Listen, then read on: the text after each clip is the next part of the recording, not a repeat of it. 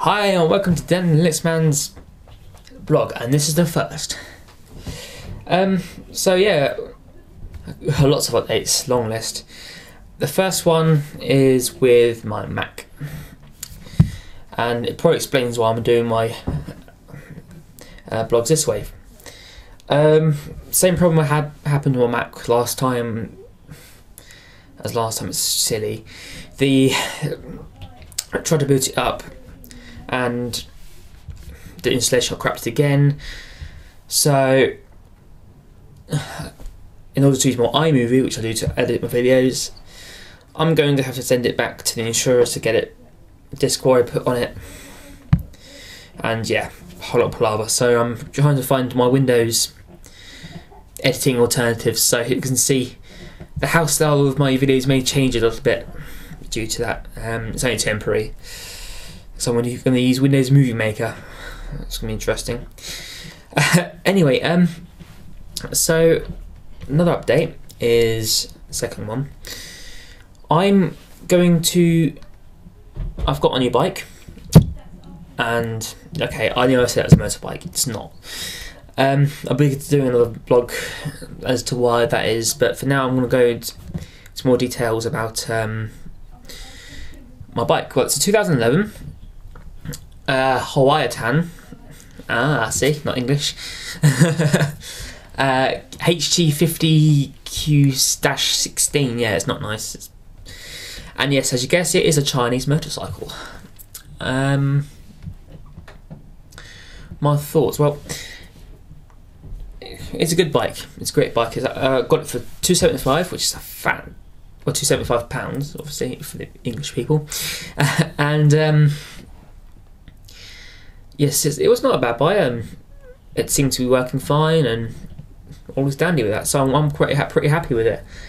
I'm going into more details about Chinese bikes and all that junk later on in the recording. But first off, I'm going to say I've chosen my action cam.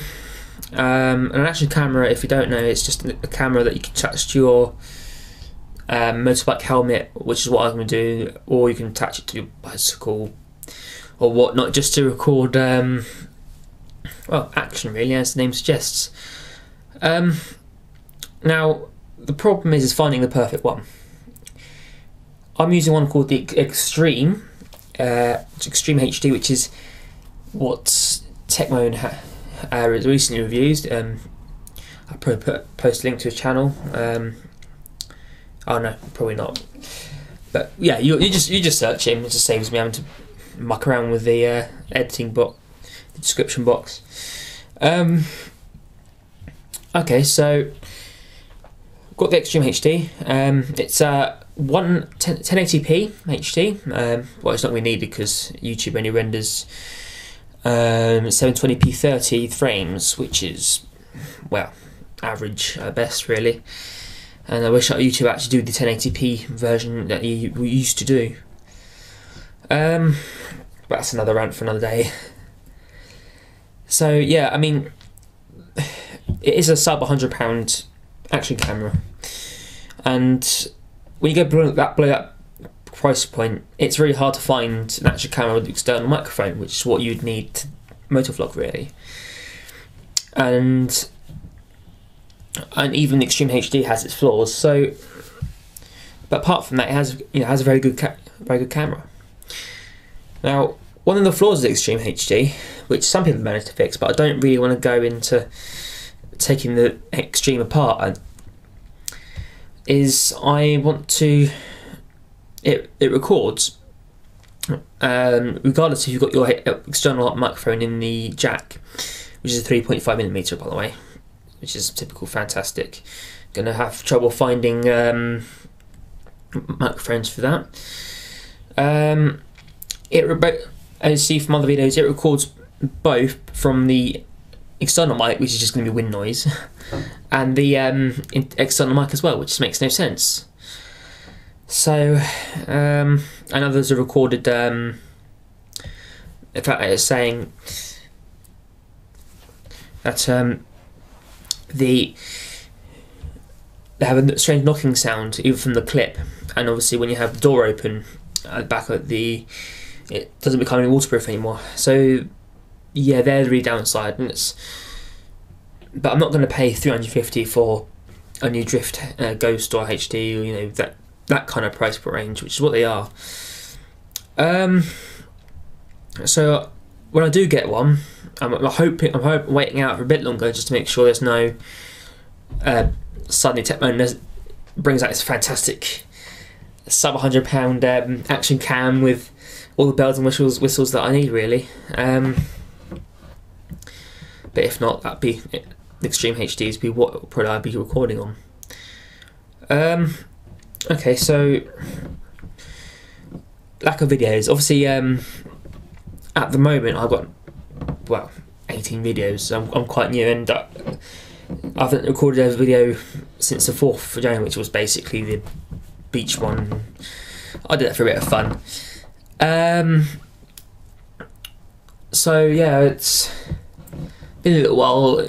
There's been a lot happening in that time, as I was just mentioning the main ones to be concerned about. But still hold on, because even if I can't do motovlogging for a while, I can still do normal blogs as today. So, and it also gives me good practice for when I do my motovlogging, and it's very different from normal vlogging, because the main problem is that you've got to do all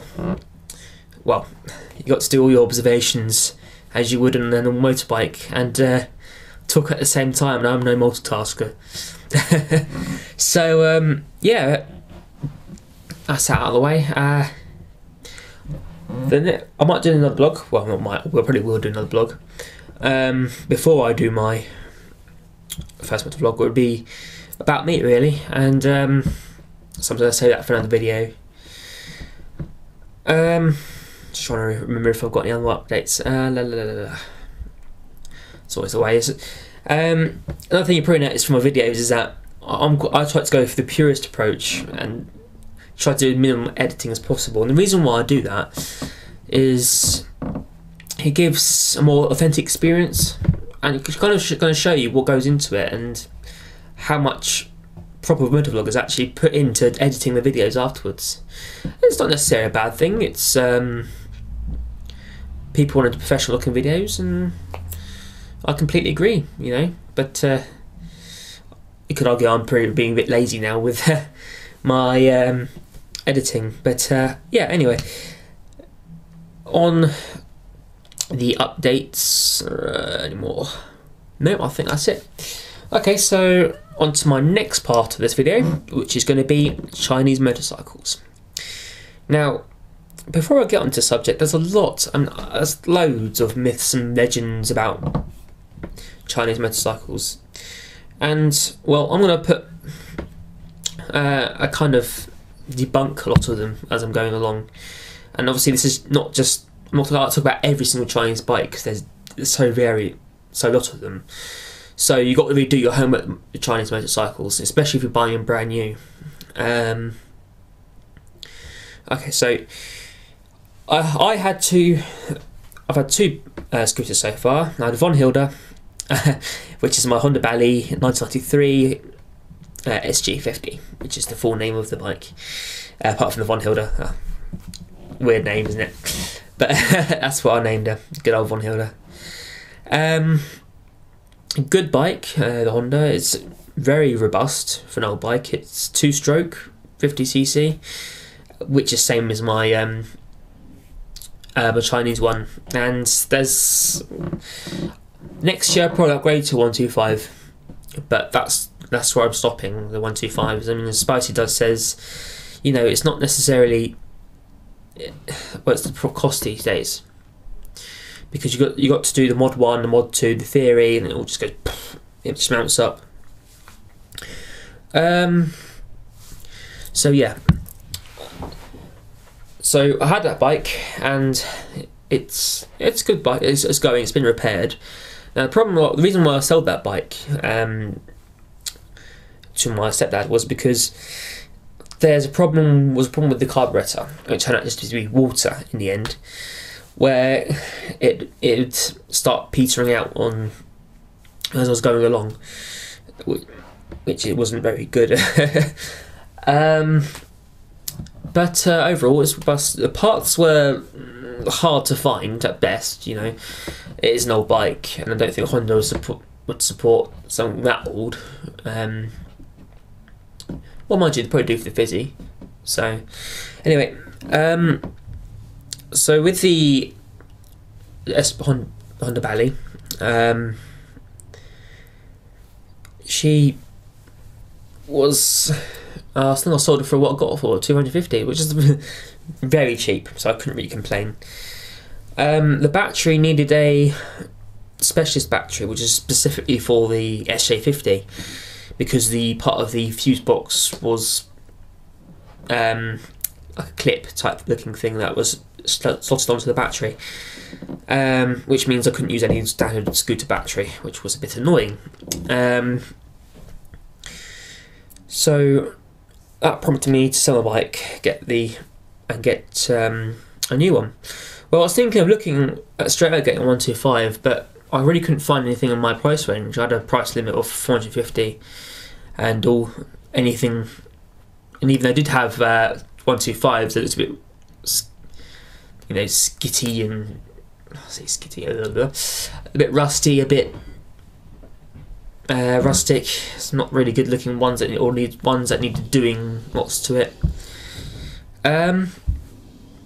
So I came across, so I had to go to 50, and I came across this one in the Friday ad. I don't know if you're English, you're probably not. It's like a Craigslist equivalent if you're American.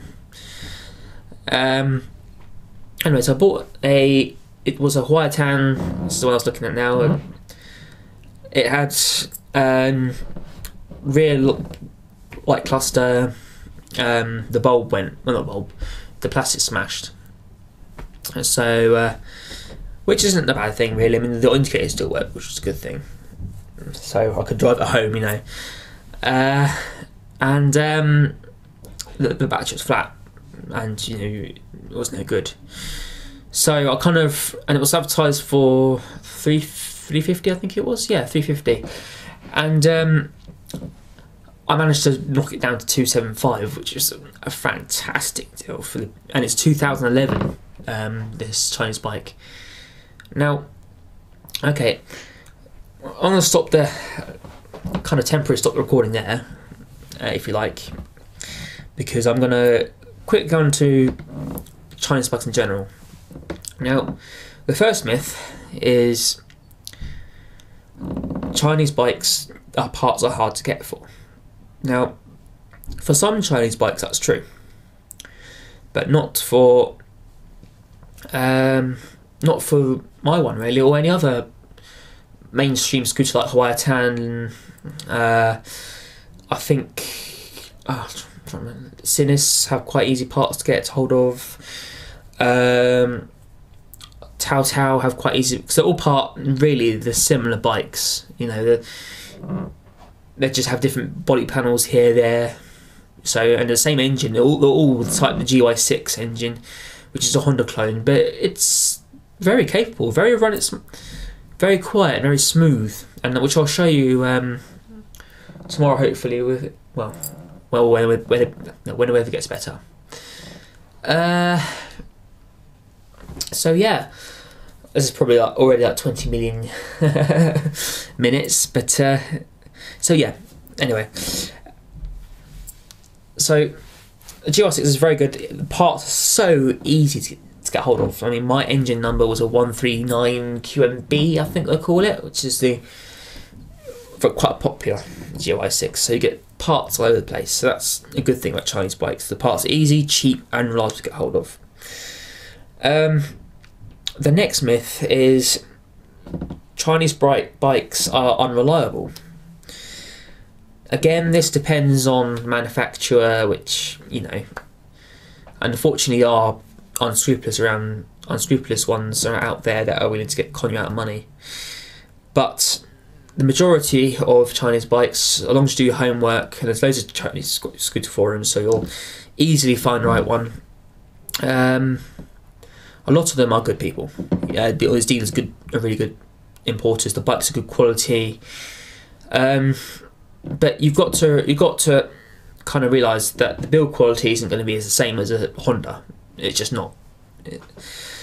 But and plus you have to remember there's 3 things that you pretty much always have to replace when you buy a brand new scooter, a Chinese one, which would be the fuel lines.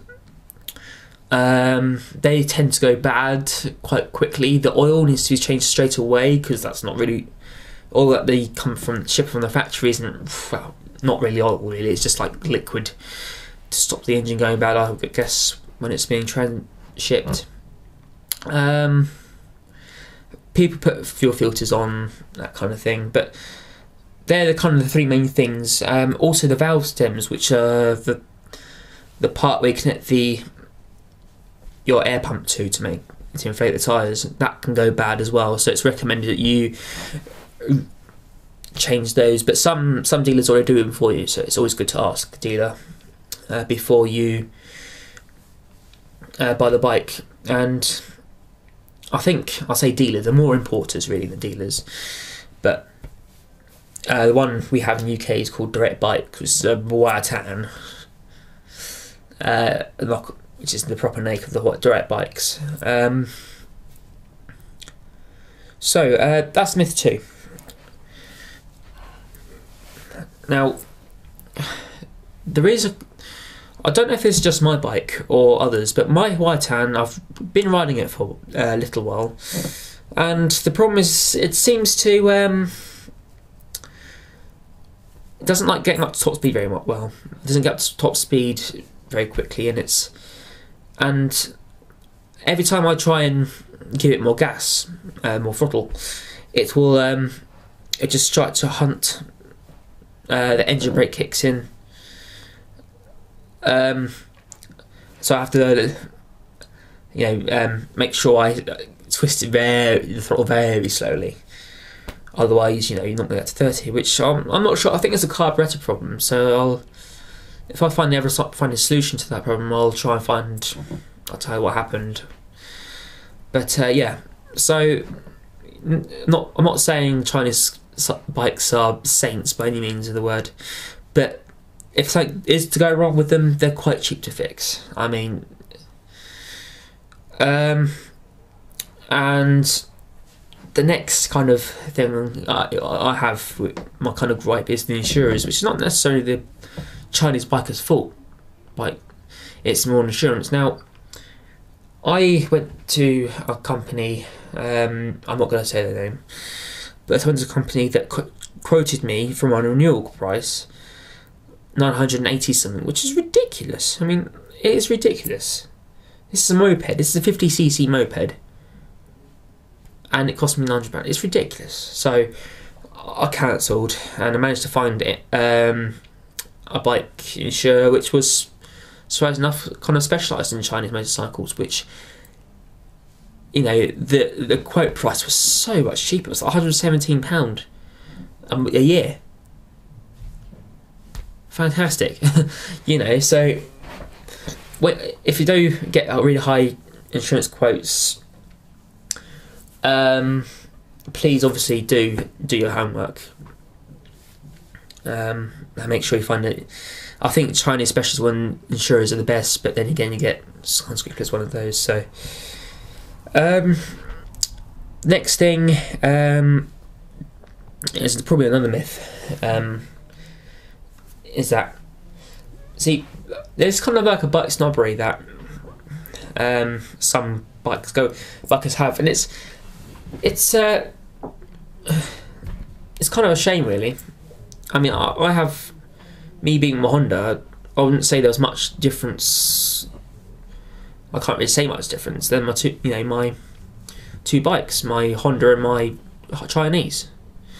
The only difference I'd say is that because one's a 2-stroke, one's a 4-stroke, obviously the Honda's going to be a bit more powerful acceleration, because they're both limited to 30, even though I am 21. So it's a bit sad really that people do that, and really it's a good bike. It's got a really bad press from a few bike buyers, so don't just take people's word for it. I think the best bet, if you've got at least a bit of mechanical knowledge, that's what you need really. I mean, I forgot to mention that, sorry, is that you need mechanical knowledge really if you want to have a Chinese motorcycle, because it will go wrong. And even though they are reliable, it will go wrong. And it's the same, I suppose you could argue it's the same with my Honda. You know, I've had that go wrong with me, and I think it's just one of those things. I mean, it's easy to fix a GY6. There's so many YouTube tutorials out there. You can just do it yourself. You know, it's so easy. It's, yeah, so you obviously want to have some bit of mechanical knowledge with Chinese motorcycles. It's pretty much recommended, as it's going to go wrong at some point, especially if they're brand new. You have a breaking in period, which all sorts can go wrong. Okay, another thing you might need to consider if you do buy a Chinese motorcycle is if you go direct from the importer and you buy it brand new, which is it's not too bad. The range from about 600 something upwards really. That's the base cost. Now with a lot of these importers, you have to buy, if they register it in the UK, because it doesn't come much. And to do that, you need what's called a COA, or Certificate of Authenticity, which should come with the manufacturer. If it doesn't, honestly, red flag. You have to go to VOSA, which is £80. But if you do have a COA, you can get registered, £50. They get supply you the documents for you. The importer, most of them do. But beware that some. This is where I was saying, another reason why I'm saying it might need some mechanical experience, is that some bikes, when they come to you, not fully assembled, and some are fully assembled. But to be honest, it's not really too hard.